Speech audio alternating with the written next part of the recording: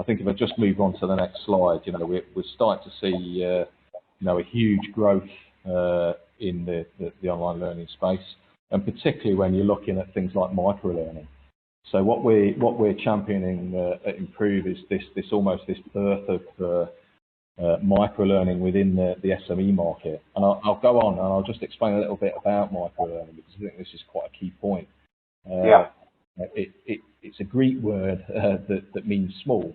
So essentially, when it comes to online learning, it's about getting your e-learning in small doses and delivering tiny bursts of training material to people so that they can understand it. So the way that we've developed Improve, it's all about teach me 80% of what I need to know in 20% of the time, and teach me the practical things that I can then immediately go off and apply to my role and make me successful. So we're not big on theory. A lot of provision out there is very, very heavy on theory.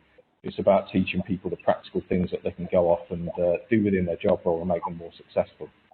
So the other things around microlearning is, it's about delivering this on any device as well. The vast majority of people now have got smartphones, and having that ability to learn on the go and on demand is really, really key, and is a key part of microlearning. So we've built Improve really on the basis of Netflix. So if you've got Netflix, you can dip in and dip out of your training courses.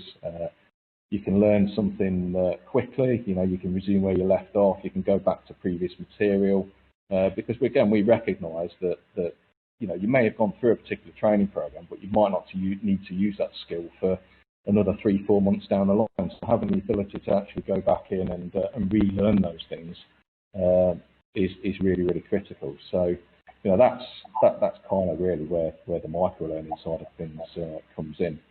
I think it's interesting that you're blending all these different things. I mean, user experience from our own system, we know is absolutely key.